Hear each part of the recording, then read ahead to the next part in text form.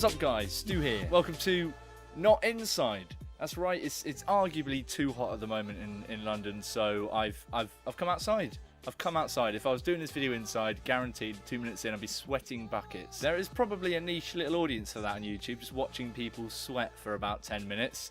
I'm not sure I want to tap into that. So yeah, I'm outside enjoying, if you want to use that word, the sun. I thought, you know what, two birds with one stone. Let's do a video about summer films outside in the heat while it's summer.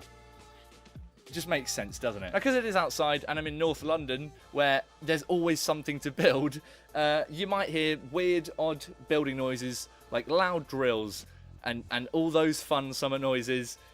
Hopefully it's not too distracting, but it will happen. I can only apologise. I'm also just kind of fingers crossing that a bird doesn't decide to shit on me halfway through this video, which I could genuinely see happening, knowing my luck.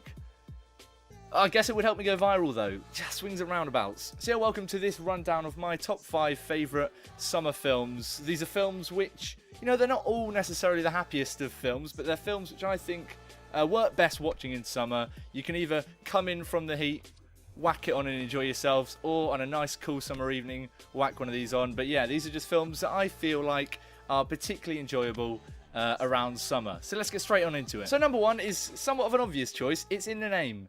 It's Kings of Summer, which is a directorial debut from Jordan Vogt Roberts. He's a dude that also did Kong Skull Island. And this film is just truly lovely. If you haven't seen it, it's basically about a group of kids that decide they want to get away from their family life. They go into the woods in summer and they decide to build their own kind of makeshift house and just live there through the summer. It's a sort of coming-of-age film which pretty much got everything you want in it. It's funny, it's sad, it's moving, but it's also really uplifting. It's just one of those lovely films. Not enough people have seen it either. Not enough people, so definitely go out and check it. If you haven't seen Kings of Summer already, watch it. It's my favourite film to watch in summer. I watched it recently again. God, I love that film. It's just so heartwarming. Plus, it's got a really great little soundtrack as well, filled with weird gems I hadn't heard before, which is always a bonus in films. As you know, I enjoy me a good old soundtrack, as I think everyone does. But now we'll move on swiftly to our second one in the list, which is again moving on the theme of coming of age films. There's going to be a lot of coming of age films in here. I might as well just change it to my favourite coming of age films. But I've already done that video. So next up is The Way, Way Back, which, if you haven't seen it, is about a kid who goes on sort of like a family summer vacation. He doesn't really know anyone there, so we're basically just following him through this summer. He meets a couple of people, and he gets taken under the wing by Sam Rockwell at the summer water park where he starts to work, and he starts to just kind of learning about opening up. And my God, I love this film. It's just so wonderful. The reason it's in here is because it takes place at a water park. And what is more summery than a water park?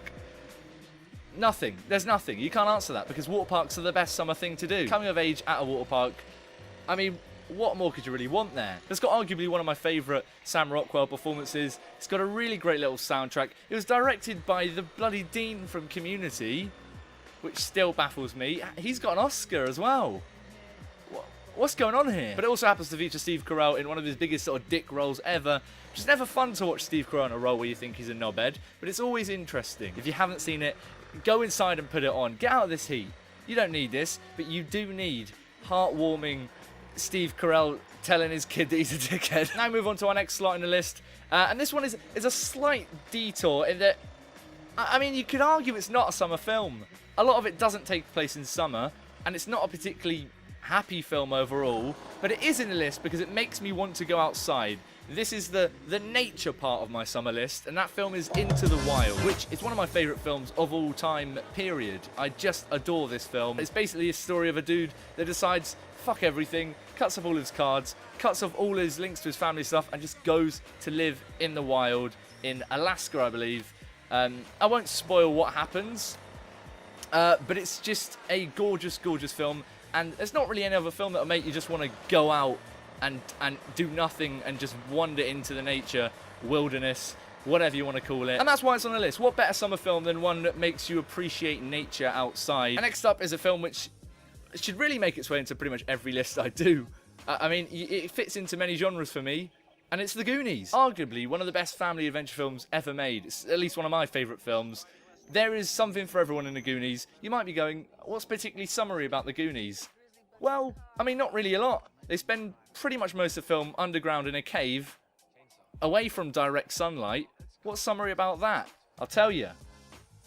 I'll tell you what's summery about that. Adventuring. It is the best part of summer growing up.